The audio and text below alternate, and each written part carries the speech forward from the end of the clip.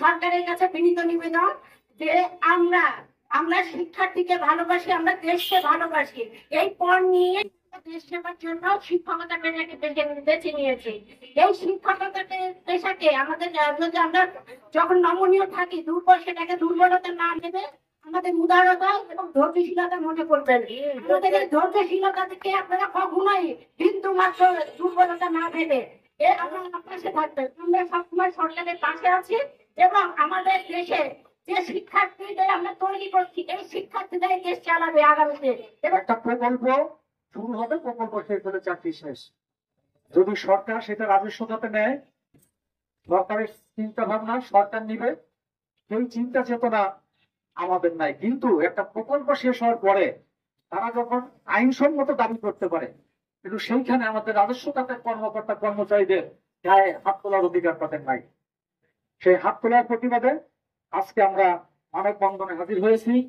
আজকে আমরা রাজবাড়ী জেলার স্কুল নয়, শুধু সারা বাংলাদেশে যতগুলো সরকারি উচ্চ বিদ্যালয় আছে প্রত্যেকটা স্কুলে কর্মবিরতি চলছে এবং আমার সম্মানিত শিক্ষক মন্ডলী আমরা মানববন্ধনে উপস্থিত হয়েছি। শুধু তাই নয়, আমরা পাঠদান থেকে বিরত আছি। এদের বিচার না হওয়া পর্যন্ত আমরা এই কর্মসূচি চালিয়ে যাব। আমরা সরাসরি সরকারের দৃষ্টি আকর্ষণ করছি,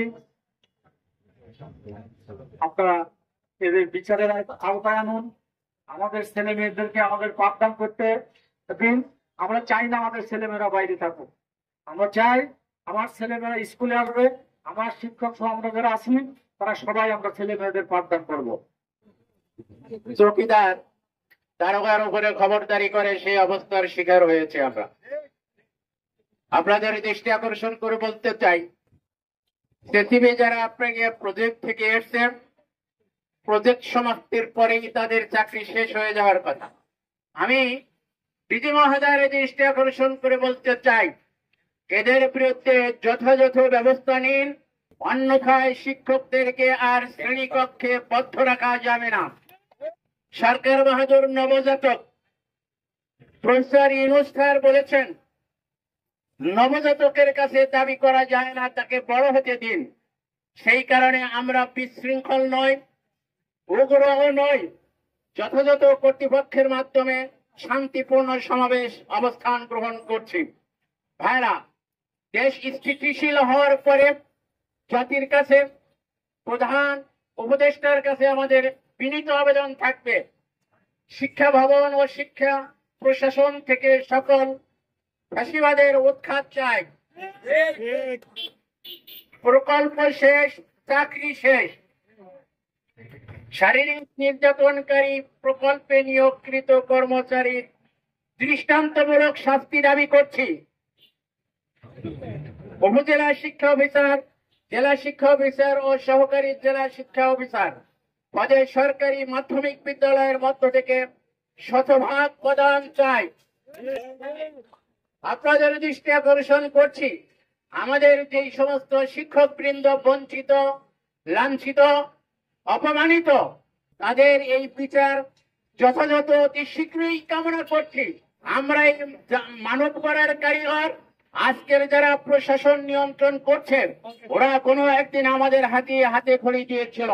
সঙ্গত কারণে এই শ্রেণীকে আর অবহেলা করার সুযোগ নেই।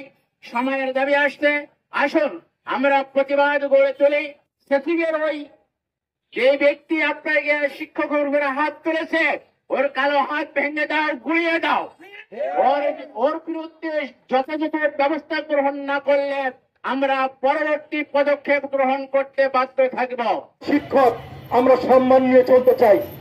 ধন্যবাদ জহুরুল ইসলাম স্যারকে তার সংগ্রামী বক্তব্য। তার সম্মান নিয়ে যদি শ্রেণীকক্ষে না থাকতে পারে, তাহলে শিক্ষা ভবনে ঢাকা এসে করবেন কর্মকর্তা এবং আমি তাকে অত্যন্ত সংক্ষেপে বেশিরভাগ উপদেষ্টা কিন্তু শিক্ষক আমরা এই নিয়ে থেকে সারা বাংলাদেশে কখনো রাজবাড়ী আমাদের কাজ, আমাদের উপর কেন হামলা হবে? আমরা কেন ফজল হক স্যারকে তার অত্যন্ত সংক্ষিপ্ত ভাবে